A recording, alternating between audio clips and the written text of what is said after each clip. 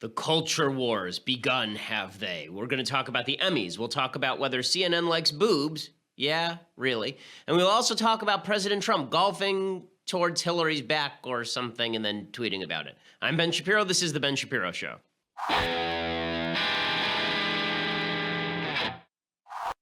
So all the things are stupid. Welcome back. It's Monday. Yeah, everything is very stupid this week. We'll be talking about the Emmys in a little while. But before we talk about the Emmys, first I want to talk about all things political that are actually important or quasi-important for a couple of reasons. One is because the Emmys are less important than what's actually going on. I'm going to give you the entire narrative. And then also because if we show too many clips of the Emmys, then Facebook gets mad at us. So we'll be showing clips of the Emmys a little bit later in the show. But first, I want to say thank you to my friends over at Texture, okay? Texture is a fantastic app where you can get basically subscriptions to 200 odd magazines for now $6.99 a month. Normally it's $9.99 a month. Right now, if you subscribe, it's $6.99 a month. I'm talking magazines like People, Esquire, Time, Reader's Digest, National Geographic, Sports Illustrated, Vanity Fair, Vogue, Fast Company, Rolling Stone, Cosmopolitan, InStyle. Basically, you think of a magazine and they will offer you a subscription to it. Okay, that's what the app does.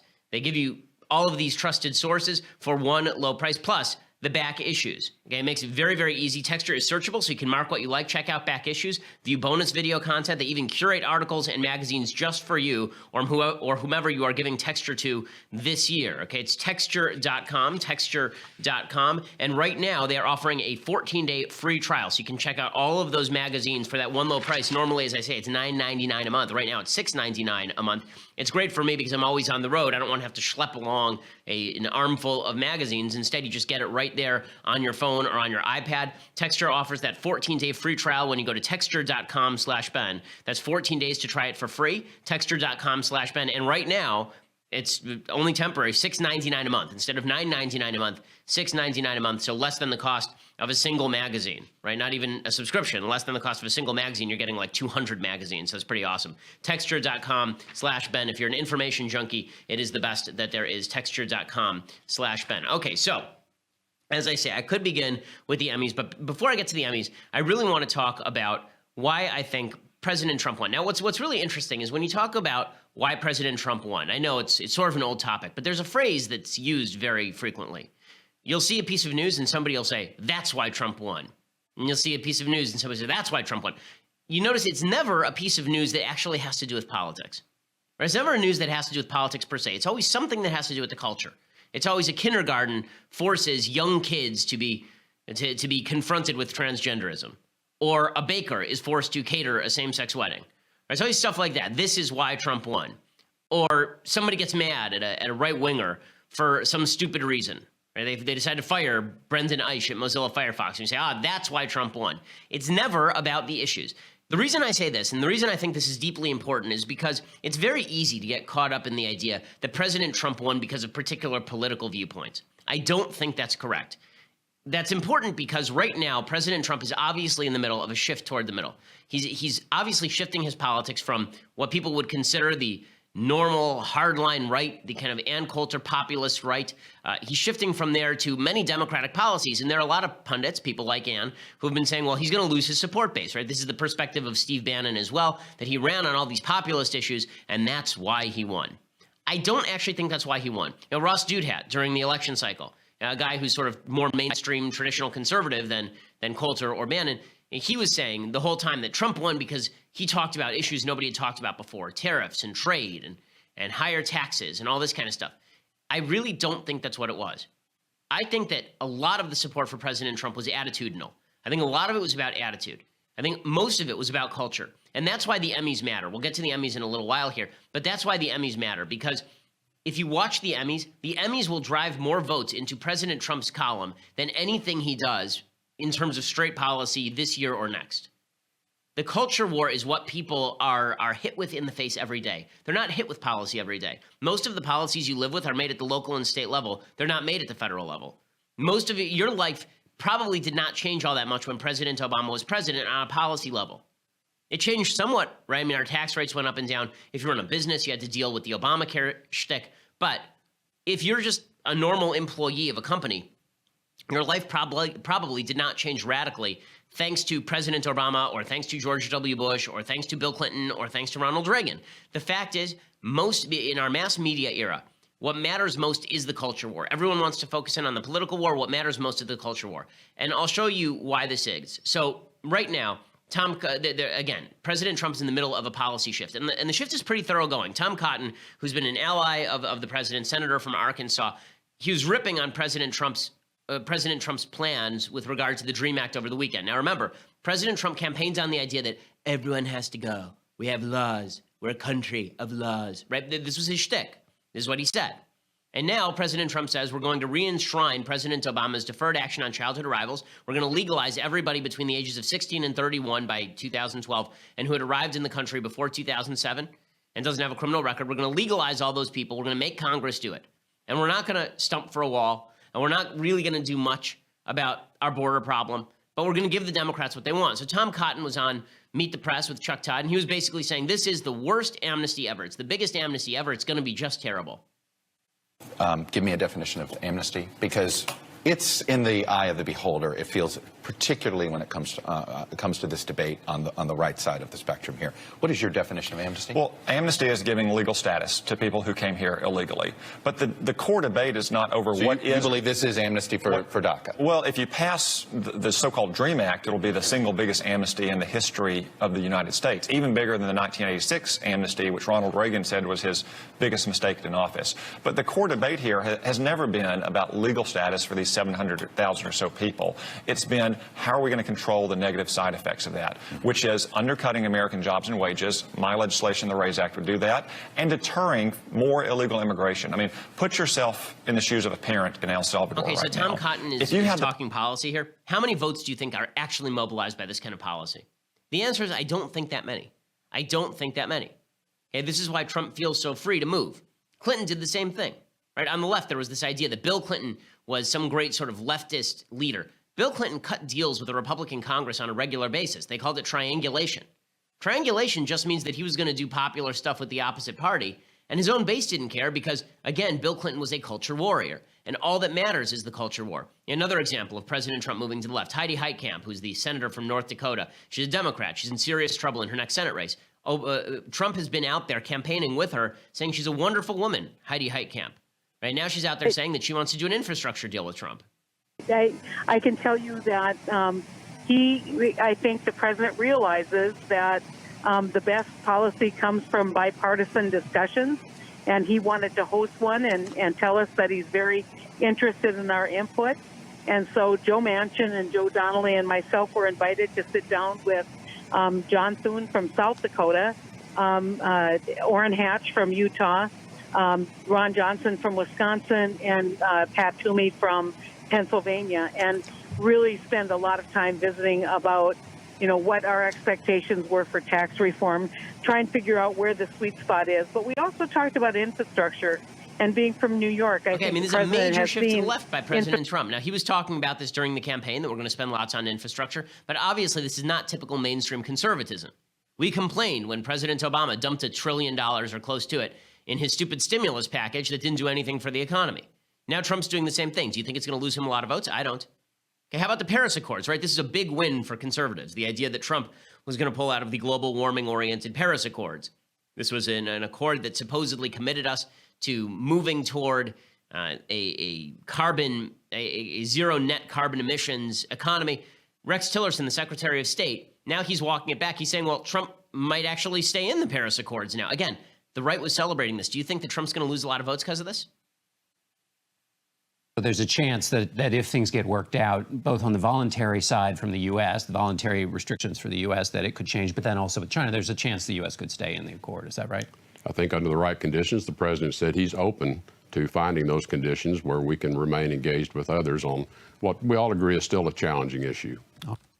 Okay, so again, another issue where President Trump is obviously moving to the left. Is it going to lose him a lot of votes? Here's why I don't think it's going to lose him a lot of votes. I don't think that it's going to lose him a lot of votes because the truth is most people didn't vote for Trump thinking he was an ideologue. It's amazing. Democrats are finally now beginning to come around on this. They're finally beginning to figure this out. Adam Schiff, Democrat from California, he says just this, that Trump's only ideology is being pro-Trump. Yeah, there were some of us who were saying this during the entire campaign. Democrats, though, were saying that Trump was Hitler, right? Trump was Hitlerian. It's that culture war that matters, not the policy war. Because what Schiff says here is basically right. Trump does not have an ideology. He's just going to do whatever he thinks is good for himself.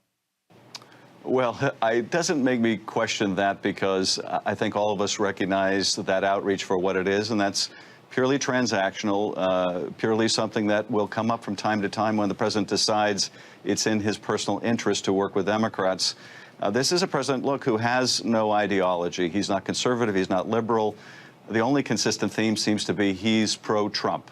He's for his own personal interests. All of that's true. Sometimes all of those what he said is true, but that doesn't actually make much of a difference, because, again, the idea here is that in the culture war, you are pro-Trump or anti-Trump. Again, there's the political side, where Trump is all over the place. But nobody actually pays attention to that. What people pay attention to is the narrative, the media narrative, the cultural narrative. This is something Andrew Breitbart, one of my mentors, was very big on, this idea that the culture was upstream of politics, that what we imbibe from the culture around us is much more important than the politics of a given situation. And this is particularly true of Trump. Again, Trump is currently governing like a moderate Democrat. Okay, what he's done over the last couple of weeks has been stuff that is straight from the Democrat playbook. It is not from the conservative playbook. But in a cultural way, Trump is offensive to the left, and the left is offensive to the Trump people, and therefore there is a war going on, even though he's now currently governing with Nancy Pelosi and Chuck Schumer. Pretty amazing stuff. And I'm going to get to that culture war in just a second, and why I think that President Trump, this is one area where I think Trump is quite astute. I'm going to talk about that in just a second. But first, I want to say thank you to our sponsors over at Zeal. So I'm very big on the idea that you don't have to be wealthy in order to feel wealthy in the United States. One of the ways that you feel wealthy is by getting a massage every so often, and that's what Zeal is there for. Okay, instead of you having to make a reservation at the spa and then show up at some weird place with some weirdo staffing the front desk, instead, Zeal makes sure that a licensed masseuse comes to your home, brings all the materials, and gives you a fantastic massage. You can book a 5-star, top-quality massage at a time that works for you in the most convenient place, your own home. I've done it in my house a bunch of times. We've had Zeal work on me, worked on my wife, worked on my mother-in-law, worked on my father, worked on my mother, worked on my sister. Like, this is one of these services that really everyone in my family has used because it is so incredibly convenient. They screen your ID. They make sure that all of their own employees are licensed, so you're not going to get some kook coming to your house. These are all licensed masseuses. Again, make sure that you go over to Zeal.com right now. And if you go over to ZEEL.com and use promo code Ben at checkout, you get $25 off your first massage by using that promo code Ben at checkout. Right now, if you sign up for their massage membership, you get 20% off all your massages, plus a free massage table and sheet set, a $380 value, yours free. There's no initiation fee to join the membership, just a terrific additional savings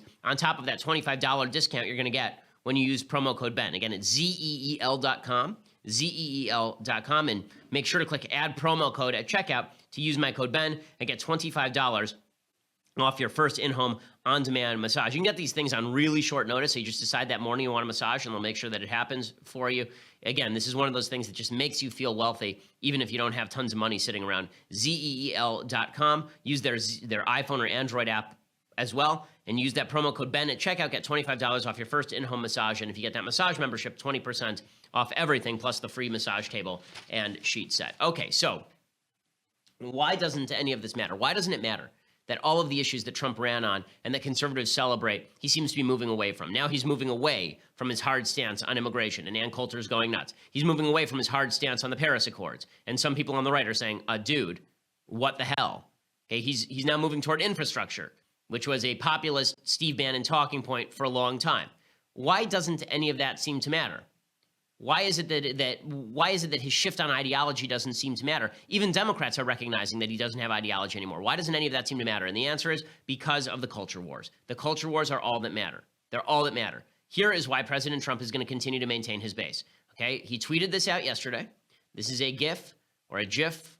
I've still not decided how I wish to pronounce that word. Here he is. Okay, and it's a GIF of him hitting a golf ball that hits Hillary Clinton in the back and knocks her over, right? He retweeted this yesterday from an account called Effed Up Mind, except it didn't say effed, right? And I'll acknowledge it's a pretty funny GIF, okay? Like we used a similar GIF with regard to pepper balls, right? Him hitting the golf ball and then it hitting that guy in the ads. Okay, this I find slightly less funny, just because it's still a little funny, but the part that's not so funny about it is that the president of the United States is the one who's actually retweeting it. Okay, it really is not particularly appropriate for the President of the United States to retweet things about him physically assaulting a fellow presidential candidate, let alone a female presidential candidate, because, again, the left is just going to cry sexism. But his base loves this. Okay, so long as Trump is willing to be, quote unquote, politically incorrect and tweet this stuff, then he's going to love it and the left's going to hate it. So he's using the culture war in order to avoid the political war. Okay, in other words, this is WWE. In WWE, I can't say I'm a WWE connoisseur, but I know this much. You have the stock villains and you have the stock heroes, and they fight each other, and sometimes they switch places, and the villain becomes the hero and the hero becomes the villain, but everybody is playing a particular kind of role. And in the end, they go out back and they drink with one another. It's not they actually hate each other. It's all acted. Okay, President Trump doesn't hate Hillary Clinton. She was at his wedding. Okay, President Trump doesn't hate the left. He's making deals with them right now. But as part of the culture war, he does. Culturally, he doesn't like them. And that's the part the American people see. The American people see the culture. They see that President Trump dislikes the left on a cultural level. Right? He's willing to retweet stuff like this that shows malice with regard to Hillary Clinton, and they like that. It doesn't matter that he's cutting deals with all of her friends. Chuck Schumer's good friends with Hillary Clinton. Nancy Pelosi is good friends with Hillary Clinton. None of that matters because, again, it's cultural. Tucker Carlson, I think, gets this exactly right with regard to Trump, and it's why Trump has his finger on a pulse a lot of us don't follow. You know, a lot of us are very interested in data, and so we like polls. And polls are great. I mean, data is better than no data. That being said, Tucker Carlson is right, and I think Trump is right when he says that Trump grants a lot more credibility to watching TV than he does to polls. And I think that there is something to that. I think there's something smart about that. Here's Tucker Carlson explaining. But I think more broadly, he believes that television is a pretty clear window into what people care about. He believes that television producers, especially of highly rated shows, understand what the public is interested in, what it fears, what it wants, what it loves. And so the TV programming is in some ways a more accurate reflection of the public mood than polling. That's his view. He said it to me. And that's one of the reasons he watches a lot of television. And, you know, and whether that's true or not is an entirely debatable point. Okay, but I think that's actually, I think it is sort of true, right? I think it is sort of true. I think that if you're looking, I think it's actually very smart and very astute for President Trump. Now, it may just be that he likes watching TV, but it's also true that what we watch on TV may be more indicative of what we truly feel than what we tell pollsters, right? It's a different process. When we watch TV, that's sort of instinctual, right? You get up in the morning or you're going to sleep at night, you flip on the TV, you put on what you enjoy, you don't feel judged, and then you watch what you watch, and they're measuring the ratings. That's not the same thing as when a pollster calls you and says, what do you think of X? Now you have to go through a conscious process, right? Daniel Kahneman talks about this in sort of a different context, the idea that you have almost two systems in your brain. You have system one, which is the fast-moving instinctive system, and then you have system two, which is the rational system that sort of overrides the instinctive system when you kick it in. And we tend to mistake things that we're doing in system one for things that we're doing in system two. So TV is done through system one. You want to watch something, you flip on the TV, you watch whatever feels good and makes you feel good in your tummy. And then there's system two, which is what you tell pollsters. Right? Somebody asks you a question, you consider, you create a rationale, you create a worldview, and then you answer the question. What is more accurate? And when you go to vote, are you voting with system one or system two? I think you're voting with system one, and I think you're justifying it with system two, at least the vast majority of voters. I think the vast majority of voters have a gut feeling about a particular candidate, and they decide how they're going to support that candidate, and then they make up an excuse later. I think a lot of people who are instinctively put off of President Trump on the left, it wasn't that they hated his policies because he was closer to their policies than any Republican candidate of my lifetime. No, it was that he himself made them feel yucky, and so they found a rationale for not voting for him. And I think the same is true on the right with Hillary Clinton. They didn't like Hillary Clinton. They had an instinctive dislike of her. Some of it was political. A lot of it was personal. And therefore, they came up with a rationale. Now, the danger of that is that politics is not actually done in the system one way. Politics is not instinctive.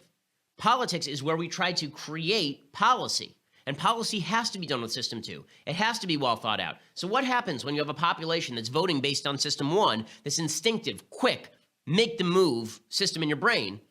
But the policy that we need is based on system two. What if we're electing people because we instinctively like them or dislike them, but we actually need to be doing is engaging system two, thinking about the policy? In other words, we should be thinking more about the DREAM Act and infrastructure and the Paris Accords than we are about Trump hitting a golf ball and hitting Hillary Clinton in the back and retweeting it. But that's not how we work. That's not how we work. And that's a problem. And it also goes to why culture matters so much. You know, people say things like, well, why do you even watch, if you don't like the Emmys, why do you even care what the Emmys have to say? The reason people care what the Emmys have to say is because the Emmys are cultural. Because when you turn into the Emmys, when you tune into that channel, what you are doing is you are turning off your political brain in an instinctive way. And then you're either going to react badly to it or react well to it. It's very polarizing in a way that policy generally isn't. I mean, it really is quite fascinating. When I talk policy with folks on the left, I disagree with them radically on policy. But when we are both engaged in a conversation about policy, the passion level is much lower. Even if we really disagree. Why? Because we're not engaged in the emotional part of our brain. Right? It's not your amygdala that's firing. It's your prefrontal cortex, right? You're actually using the rational part of your brain. But when it comes to who you vote for, people get super passionate. Like, it's so funny. I can talk with a Democrat all day long about what is the best healthcare policy. And I can make the case that the best healthcare policy is one that is based on the notion that healthcare is a good, not a right. And I can explain that, and they can explain it right back to me. But if I say, listen, Obamacare sucks, their immediate response is not, okay, let's talk about why Obamacare sucks or whether it's good. The immediate response is, you racist jackass. Why? Because System 1 has kicked in, because culture has kicked in. It's why, if you look at the polls, fascinating. If you look at the polls, Obamacare is significantly less popular than the American Affordable Care Act, or whatever they called it, the ACA, the Affordable Care Act. The Affordable Care Act always pulled higher than Obamacare, always. And it's the exact same thing. Why? Because System 1 is in tune when you say Obamacare, and System 2 is in tune when you say Affordable Care Act. It removes it from the instinctive system. A little bit. And then once you get even less instinctive, then people look at the policy and they hate it again. Really kind of interesting stuff. That's why we in the media tend to focus around flashpoints. If you look at the flashpoints in American politics, they very rarely have to do with policy, and they usually have to do with something sexy in the news. So, for example, here's a sexy thing in the news right now. There are riots in St. Louis. So if you haven't been watching, there are all these protests in St. Louis regarding this guy named Jason Stockman. Jason Stockman, or Stockley rather. Jason Stockley was a police officer who shot a guy named Anthony Lamar Smith in 2011. I'm going to give you all the details and why this is important in just a second. First, I want to say thank you to our sponsors over at the USCCA. So, the U.S. Concealed Carry Association, these are folks who make sure that you are protected in case you have to fire your gun in self-defense. Very often, you'll have a good guy who uses his gun to protect family from criminals, and then he's the one who gets arrested because you got to know what to say to the police and what not to say to the police. You got to know when you're allowed to fire in the first place and when you're not. Right now, the USCCA is offering you the 2017 Concealed Carry and Family Defense Guide from the USCCA. It's 100% free. In it, you will learn how to detect attackers before they see you, how to survive a mass shooting, the safest and most dangerous places to sit in a restaurant, how to responsibly own and store a gun even if you have little kids, which is super important, and a whole lot more. It's 164 pages. It comes with a bonus audio version so you can even listen in your car. This life-changing guide is 100% free, and for a limited time, you will also get a bonus home defense checklist. Visit defendmyfamilynow.com, defendmyfamilynow.com right now for 100% free instant access to this Concealed Carry and Family Defense Guide. Again, all this important information you're going to want to know. Defendmyfamilynow.com. Defendmyfamilynow.com. You owe it to yourself, if you're a gun owner, to have all this information at your fingertips. Again, it's defendmyfamilynow.com, and the USCCA, it's a group you should definitely associate with. Okay, so there are basically riots in St. Louis last night. A bunch of properties broken into, burned down. I think it was 80 people arrested. A cop was hit in the head with a brick. Pretty brutal. The media have focused on the peaceful nature of some of the protests, but it's gotten so bad that U2 and I believe Ed Sheeran were both supposed to do concerts in St. Louis. They had to cancel them because the police couldn't defend the concerts. Okay, so it's a lot like what we were sort of expecting to happen in Berkeley, and the police showed up and shut it down. In St. Louis, they haven't been able to shut it down, and so you've seen tremendous property destruction. Why? Because of the story about this police officer named Jason Stockley. So in 2011, he killed a guy named Anthony Lamar Smith. I will give you one guess as to the races of the people involved and why it's a national issue. Yes, you got it. That's right. Jason Stockley, the cop, is white. Anthony Lamar Smith is black. And so basically, the case is this. Anthony Lamar Smith was in the middle of a drug deal, and the police were staking him out. He ran from the police after ramming them with his vehicle. And then he finally crashed into an SUV. Jason Stockley popped out of the car. He ran over to the car. He took out his gun. There's about a 15-second gap. And then Jason Stockley shot Anthony Lamar Smith. He claimed that Lamar Smith was going for his gun and that he had warned him not to, and that he shot him at basically point-blank range. People in the prosecution this guy was prosecuted, this cop, suggested that Jason Stockley had gone in with the intent to murder Anthony Lamar Smith and killed him and then planted a gun on him. So here is some of the tape. You can judge for yourself what you think happened here. Here is some of the tape as to what happened.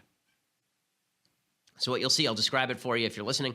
What you'll see is Anthony Lamar Smith gets in his car. The cops pull up behind him. He tries to pull up against the curb. Then he realizes he's trapped. So he backs into the cop car. Two cops emerge with their guns drawn. The driver refuses to stop. One of the cops is holding what looks like an AK-47, and which he's privately an owner of. So it's not as though the cops issue that. So here you see it from a different angle. Anthony Lamar Smith panics.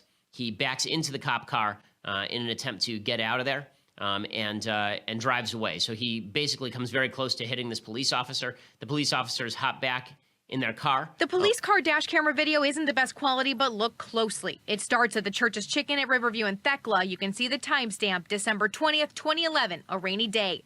The officers had stopped a car in a suspected drug deal. Here you can see Officer Jason Stockley exit the police cruiser. In his hand, his own personal weapon, an AK-47, a violation of department policy. He raises his hand to a car coming towards him, then points the AK at the car. As the car drives away, Stockley then pulls his department-issued weapon and fires it.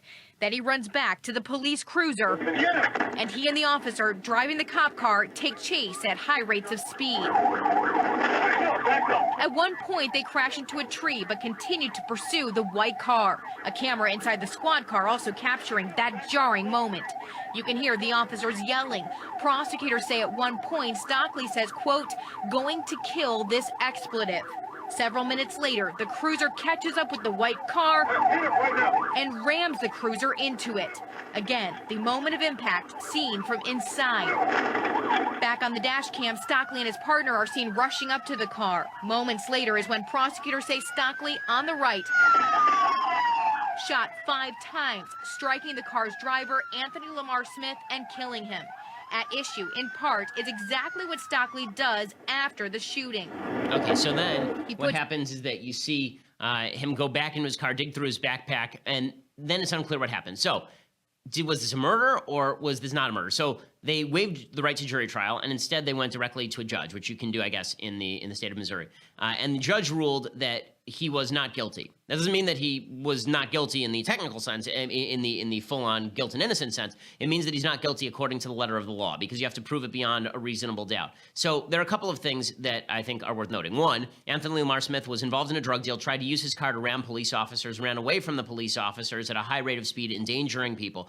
And then, according to the other officers there, you can hear on the tape, one of the other officers shouts gun. You can hear him shout gun. And then the officer, Jason Stockley, shoots Anthony Lamar Smith. As far as the idea that he planted a gun in the car and that there was no actual gun in the car, when I looked at the tape, I didn't see a situation in which Stockley actually had the opportunity to plant a gun without other cops around. So that means all the other cops would have had to be in on it, that if the prosecution never bothered to call the other cops to testify that he had planted a gun, which suggests either that everyone missed it or that Stockley didn't do it. So here is what the judge ruled. Okay, the judge ruled that it had not been proven that he planted the gun. Prosecutors argued that the presence of Stockley's DNA on the gun proved that the gun must have been planted by the officer. The defense countered that Stockley heard his partner yell gun and saw the driver's hand on a gun as the car sped by him. Stockley testified he does not draw his service revolver and fire until he saw Smith reaching around inside the vehicle after it was stopped. He said Smith changed his demeanor, suggesting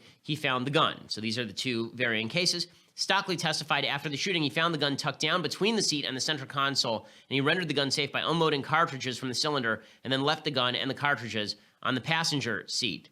So the judge said it's a fact issue that's central whether Smith had the gun when he was shot. He said the state's contention the officer planted the gun was not supported by the evidence. Why? Because a full-sized revolver was too large for the officer to hide in his pants pocket, and he was not wearing a jacket, and if the gun had been tucked into his belt, it would have been visible on a bystander's video. This is what the judge ruled. How about the outburst saying that he was going to kill this guy? So the prosecutor said that this was clear intent. The judge said lots of things happen when they're in the middle of a high-speed chase. He was saying stuff.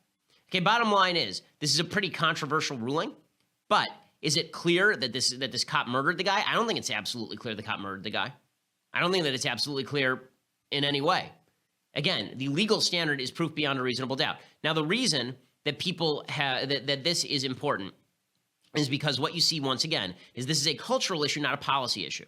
On policy, we all agree, supposedly, right? Guilt beyond a reasonable doubt. And we all agree that cops should not shoot innocent people. So on a policy level, we all agree with this. And we agree that if there was evidence that this was a racist shooting, the guy should go to jail, right? Everyone was appalled when there was that case in South Carolina where Walter Scott, a black guy, was shot in the back by a cop, and you can see the cop planting a gun next to Walter Scott. I believe that he was convicted later, but in any case, where there's a hung jury, in any case, everyone was appalled if he was not convicted. But this is a major public policy issue nonetheless, even though it has nothing to do with policy. Why? Because it's cultural. Because it's cultural, meaning people react by saying this is indicative of a system that's racist, or they react by saying this is indicative of a bunch of people who are always going to say that the system is racist, even without evidence that the system is racist. These cultural issues shift more votes than anything that President Trump does on policy. Policy does not shift votes in the same way that culture does, and that is because of the mass media. So that's why the Emmys matter. That's why the Emmys matter. So finally, at long last, I want to get to the Emmys. The Emmys did not get great ratings last night. They did not get terrific ratings because they're not very good. Nobody watches these award shows anymore, and they still get huge ratings against other TV. But this was a very, very low-rated Emmys. Part of that is because people are alienated by culture being used to foment politics. Part of it is because all the TV shows that are now being rewarded are TV shows that a lot of people have never seen, right? Nobody watched The Handmaid's Tale. I mean, in terms of relative numbers, nobody watched The Handmaid's Tale. The shows that were up for awards were Westworld, basically, Handmaid's Tale, and the other one was Stranger Things. Those were the three that were up for a lot of awards last night. Handmaid's Tale basically swept, and it swept because of politics. So people were not going to tune in to watch a bad book become a bad TV series and then get awarded a lot. So the politics made a difference. This is the thing that Hollywood really doesn't understand. If they were a little bit less overt in their politics, they'd actually be much more effective in shifting the cultural debate. But it's the culture war that truly matters, right? People like Trump because they hate the Emmys. People like Trump because they hate Stephen Colbert. People like Trump because they hate what they saw last night with a bunch of rich, puffed up, arrogant elitists who suggest they know best for the rest of America while living in their palatial estates off of Sunset Boulevard and avoiding their taxes by banking offshore.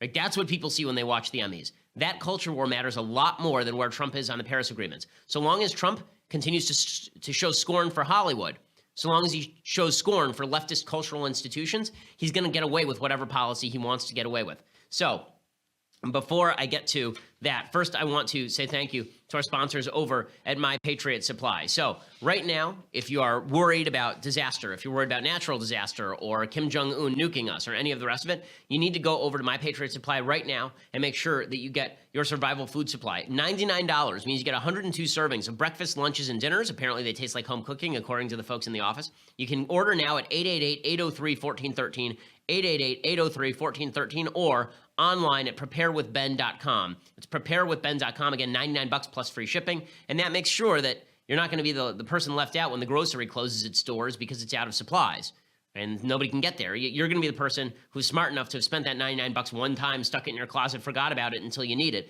Again, preparewithben.com, $99 plus free shipping, 888-803-1413, 888-803-1413, or preparewithben.com. Go and check it out. Okay, so now on to the Emmys. So Stephen Colbert opens up the Emmys, and he opens with this musical number.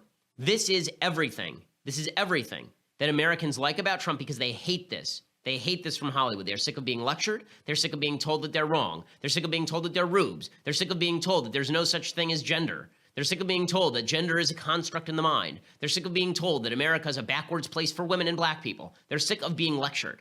That's what Hollywood does. And when Trump doesn't do that, Trump wins. Doesn't matter about the Paris Climate Accords, because who cares? What does matter is that he hates Stephen Colbert. So here's the opening musical number. Dear friends, the next time world's problems make you feel the blues, turn on any channel, well, except the news, cause troubles aren't so troubling when you see them in HD. The world's a little better on TV. So don't you worry about global warming or the Middle East. Walk on the bright side with the recently deceased. My HBO Go password is sexbot123. Everything is better on TV. When the world's so scary, you close your door and hide. Open up, let Archer slip inside. Crazy. Watch This Is Us. You'll learn it feels so good to feel so sad. With Randall, Kevin, Peachy probably killed her dad. Stranger Things is much less strange than our reality. Everything is better on TV. Okay, so, you know, again, the whole thing is a rip on the news, right? So the news is terrible. The news is what about people who think the news isn't that terrible? Right? I mean, like, there's like half the country that thinks that the news isn't, like, it's not, the stock market's up, right? I mean, like, people are getting their jobs back. This idea that everything is garbage and that we're all going to die, like, there's not a lot of evidence of that. And then we finally get to the end of this, and I don't know if we can fast forward to the graphic where we have The Handmaid's Tale. At the very end of this little musical number, he brings out a bunch of people to dance for The Handmaid's Tale, and it's a bunch of people in basically spandex lingerie outfits, including a bunch of dudes, right? Because transgenderism, yay! So if you're watching this at home and you're annoyed by this, and every 5 seconds there's a Trump joke, you're like, okay, well, listen, if I have to choose between Hollywood and Trump, I'll choose Trump. The cultural issues matter. And Hollywood needs to understand this, because if they were smart, what they would do is shut up. If Hollywood were smart, they would shut up. They really would. They would go back to making entertaining things without a lot of the political messaging. The reason being, they are providing Trump the wall to bounce up against, right? Trump is rubber. He's a rubber ball. And he just bounces up against things. And if he bounces up against Hollywood, the rest of the American people will bounce right with him. They don't like Hollywood. We like to watch it. That doesn't mean we like you. Right? We like to watch Floyd Mayweather box too, but he's a jerk. That doesn't mean we like you. And if we're forced to choose between Floyd Mayweather and anyone else, we'll choose anyone else. And if we're forced to choose between the Hollywood morality and anyone else, we'll choose anyone else. And then, let's say Hollywood shut up for a second. Let's say that Hollywood would stop with this nonsense where they feel like they have to promulgate their politics every 5 seconds. If Hollywood actually shut up about it, Trump wouldn't have anything to moan about, right? We'd actually have to focus in on his policy, and then we could get to some good discussions. Hopefully we could move him to the right. Hopefully we'd start to care about policy again. As a conservative, I want to care about policy, not about the Emmys. We'll go through some more of the Emmys in just a second, but for that, you're going to have to subscribe. For $9.99 a month, you can subscribe over at dailywired.com, and you can become a member. You get the rest of my show live. We are going to be doing a Q&A tomorrow on Facebook, and if you want to ask questions on that, become a subscriber today. You can ask any question under the sun, and I will answer it for you tomorrow on Facebook Live. Over at dailywire.com, $9.99 a month again. And you can get Andrew Klavan's show live, which starts in about 45 minutes here. You can get Michael Knowles' show, which starts at 12:30 Pacific time. All three shows are terrific. Also, you get the website banner ad free, which is awesome. And if you get the annual subscription, you get this, the very finest in all beverage wear. For $99 a year, you get all of the aforementioned things. Plus, you get this. It cooks. It does hair. It makes julienne fries. The Leftist Tears hot or cold tumbler. Actually, it basically just holds liquid, but it's really great. And you will truly enjoy it and treasure it every day of your pathetic life. Leftist Tears hot or cold tumbler. Make sure you go over and grab that. Or go over to iTunes or SoundCloud, subscribe, leave us a review. Always helps us with our ranking. Also, final ask, go over to YouTube and subscribe there, because that helps us get the word out as well. We are the largest conservative podcast in the nation.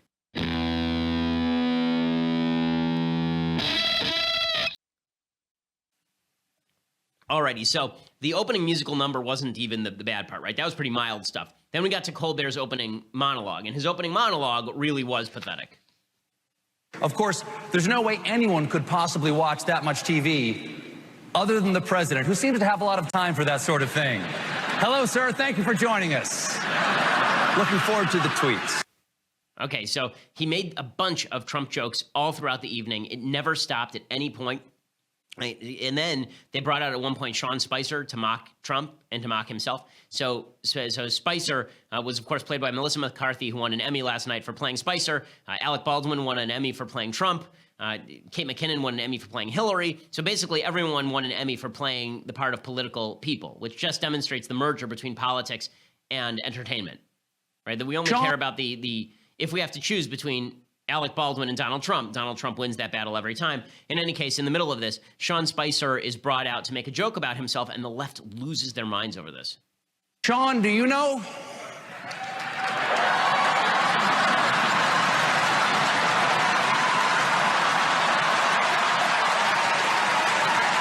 This will be the largest audience to witness an Emmys, period.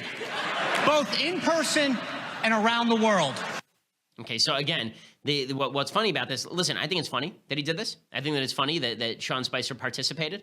Although I've objected in the past to all of these politicians participating. If we're going to do it, this is funnier than Obama just showing up on random shows or Biden showing up on random shows, because he is the butt of the joke. The left went nuts over this. They went crazy. Again, culture wars matter more than politics. The culture war matters. Sean Spicer comes out, makes a joke about himself. He's mocking himself here, right? He's mocking his whole Trump had the biggest audience in history shtick from the inauguration. And what's the upshot? Melissa McCarthy says she was insulted that he stole her joke. Really? People on the left were insulted that Sean Spicer had been normalized. These are the same people who say that Chelsea Manning is a hero. Okay, these are the same people who say that Chelsea Manning, Vice ran a headline today that said Chelsea Manning is the purest soul on the internet. What in the hell? But these are the people who say Sean Spicer must never be normalized. Ben Rhodes, who's national security advisor under President Obama and who blatantly lied about the Iran deal to the American people for years. He said, how could we normalize Sean Spicer? Again, culture wars, culture wars. And then it gets worse. Jane Fonda, right? The lady who sat on a Viet Cong gun, a North Vietnamese army gun, pointed at American soldiers. And Lily Tomlin, they show up to mock President Trump and do a 9-to-5 routine. Well, back in 1980 in that movie, we refused to be controlled by a sexist, egotistical, lying, hypocritical bigot. Really. And in 2017, we still refuse to be controlled by a sexist, egotistical, lying, hypocritical bigot. Oh, so much courage. So much courage. Wow, you refuse to be... Well, frankly, he doesn't care about you. When is he trying to control you? What did he do? Again, this is what Hollywood doesn't understand. Their culture war makes this into a culture war, not a political war. And then Kate McKinnon gets up, and she's the one who played Hillary Clinton at the on SNL. And you'll recall that she actually sang Hallelujah after Hillary Clinton lost, like a weepy Hallelujah tribute to Hillary Clinton, because it's so clear she wanted Hillary to win. Okay, she gets up and she thanks Hillary Clinton. Now, I don't remember Chevy Chase thanking Gerald Ford for playing Gerald Ford. Here's Kate McKinnon. Thank you to Fern and Suze, my LA moms. Thank you, Jack. I love you. What else? Thank you. On a very personal note, I want to say thank you to Hillary Clinton for your grace and grit. And thank you, my mother and sister. I'm so proud of you, Mom. I love you. Okay, thanking Hillary Clinton on a personal note. Thank you so much. Okay, this is why the ratings are low for the Emmys. It's why culture is not only losing its impact, it's losing its voice. It's why it's not even really pushing Americans to the left anymore, because it's so blatant. And it's also why Trump is winning. Trump is winning because of people like this. Trump is winning because so long as it's a culture war, Trump can win. But here's the problem. So long as it's a culture war, Republicans can win, but conservatives won't. Okay, the only thing that conservatives can win on, we can use the culture war to win, but then we have to have a political war where we push for policy. It is not enough to react to Kate McKinnon. It's not enough to react to Stephen Colbert. You then have to promulgate good policy, not move to the left. Okay, so just because you hate the Emmys doesn't mean you should support President Trump's policies, even if you think that he's right and the Emmys are wrong. Okay, time for a couple of things I like, then some things that I hate. So, things that I like. Over the weekend, I read a book I'd never read before, actually, the book Rebecca by Daphne du Maurier. This is a very famous book. It was much more famous probably first half of the 20th century. It's one of the very early kind of suspense novels. And the movie, it won Best Picture in 1940, Laurence Olivier and Joan Fontaine. Joan Fontaine was sisters with Olivia de Havilland, so that's why they look so much alike. But the basic story is that Joan Fontaine is this kind of young girl, very naive, who marries Laurence Olivier's character, Max de Winter, and Max de Winter has this very shadowy past. He lives at this ginormous palatial estate called Manderley, and she is brought in after the death of his first wife and marries him. And here is a little bit of the preview of the movie. The movie's quite good. The book is better.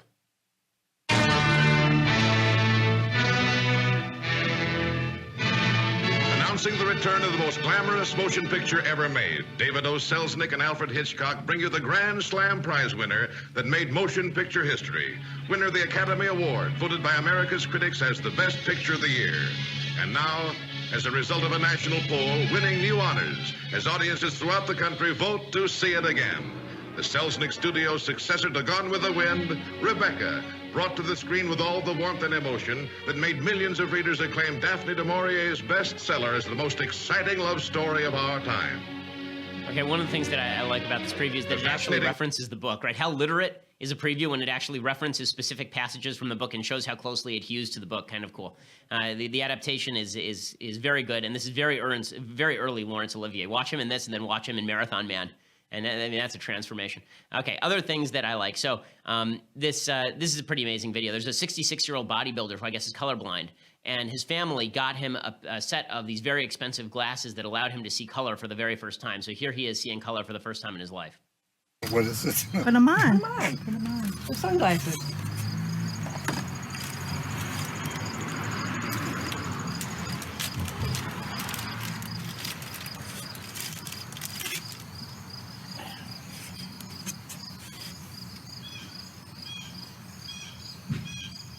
How does it look? Oh, that's weird. Look at the balloons. Can you see with our eyes now, baby? What colors you see? Those. You see colors now? Oh, the trees are neat.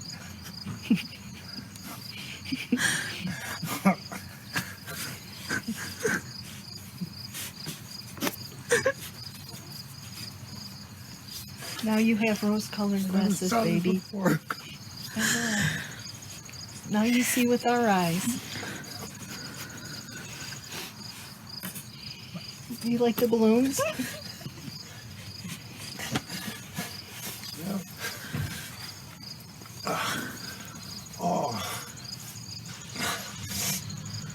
It is pretty amazing how, I mean, the technology that we have now to be able to do these kinds of things is truly incredible. And also, there's something wonderful about the fact that when we finally experience something wonderful in life, we're almost reduced to children again. You get that feeling from him. It's pretty amazing. Okay, time for a quick thing that I hate. So today's thing that I hate, Clay Travis is a commentator on Fox Sports. And I'd be remiss if I did not comment on this because it was just making the entire office laugh hysterically last week.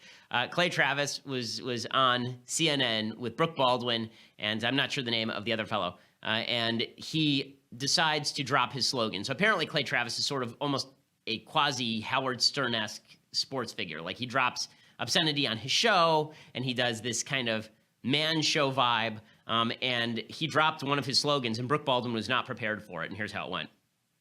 I think that's a bad move. I'm a First Amendment absolutist. I believe in only two things completely, the First Amendment and boobs. And so once they made the decision that they were not going to allow a conservative, non-sports related commentary, they couldn't do it either. Hold on. I just want to make sure I heard you correctly as a woman anchoring the show. Did you say, what did you just say? You believe in the First Amendment and BWOBS? Boobs. Two things that have only never let me down in this entire country's history, the First Amendment and boobs. So for somebody to come on CNN and to say something like the only thing I believe in a discussion about something I'm still there too, and I just want to make sure I'm hearing you correctly. B-O-O-Z-E or B-O-O-B-S? Because as a woman, I'm As in boobs. I believe completely in the First Amendment and in boobs. Those are the only two things I believe 100% in this country. And by the way, Jamel has absolutely nothing to do with her background at all. Did you notice that? He went straight to that. Yeah, you're absolutely right. I did go straight to that. Why would you even say that live on national television and with a female host? I say it live on the radio all the time because it's true, and that's what I do. Okay, so there are a few things that I think ought to be noted about this. First of all, is it appropriate for Clay Travis to say First Amendment and boobs on national TV in the middle of a news show? Of course it's not appropriate. It's ridiculous, okay? But the part of this that's so absurd is that's so sexist. How could you say such a thing? That's so sexist and horrifying. Oh! Okay. It's not sexist to say men like boobs. Okay, this is evolutionary biology suggests that men are attracted to secondary sexual characteristics, including breasts. Okay, if women have trouble with that, then I would suggest that they argue with a biology textbook. There are a lot of women who work at this office. I showed this to my wife. My wife thought this was the funniest thing she'd ever seen. It's so absurd. It's so ridiculous. Okay, it's just possible. Is it possible that we can just say stuff is stupid without us being deeply offended by it? You can even see in this clip, if you go back to the beginning of the clip, you can see when he first says it, Brooke Baldwin wants to laugh. Like you can see she's about to laugh, and then she stops herself, and she decides that it's time for her to get offended. Like, watch her expression when he first says it. She actually starts to laugh because she realizes how stupid this whole thing is. And then she realizes that she has to get offended because society mandates that we all get offended about stupid nonsense now. So here watch Baldwin's face in this.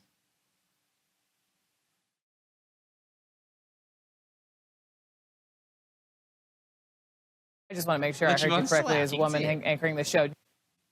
Right? You can see she wants to laugh, right? Because it's hysterical. He just said boobs in the middle of the show for no reason. Okay, we're all 5-year-olds. That's funny. Come on. And then, is it appropriate again? No, it's not appropriate. Does it lower the discourse? Yes. But for God's sake, I mean, we're talking about vulgarization of the discourse. President Trump is the president. Yeah, I think vulgarization of the discourse, I think that ship may have sailed a while ago. I can lament the ship sailing, but I'm not going to pretend that this is even close to the outer limit of the ship sailing. Okay, and CNN doesn't get to complain about that either. Here was their New Year's episode, 2016. And the decision all night has been, should it be a tattoo or a piercing? I mean, what are you thinking? The people want to know what crazy, silly... Let me ask. Kathy, I think Kathy Anderson might steer me wrong. Kathy, what should I do? Nipple, nipple, nipple, nipple. No, Don. I love you, Kathy. No. I love you. Yeah, it's Brooke Baldwin I cheering on as too, Kathy Griffin but- says nipple, nipple, nipple over a piercing. This is on live national TV, CNN, right? Okay, so if we're going to whine about national discourse, like CNN, take a look in the mirror. Again, I can say that our discourse has gone down the toilet, and I can also say that we don't have to be deeply offended by Clay Travis liking breasts. I'm sorry. I'm not going to pretend to be deeply offended. I think John Podhoritz's line about this was exactly correct. Was this appropriate? No, but you sort of have to agree with the sentiment. All right, fair enough. We'll be back here tomorrow with all other things stupid and ridiculous. Again, that's another one of those that falls under this is why Trump won, right? Cultural issues. People getting offended over a guy saying he likes boobs. One reason that Trump won. Everything is stupid. Apparently, there's a story out today, by the way, and there's an old prophecy that's been interpreted to say that the world will end on September 23rd. If it does, I can't say that we've lost a lot, according to this particular show. We'll be back tomorrow. Please, world, try to do better. I'm Ben Shapiro. This is The Ben Shapiro Show.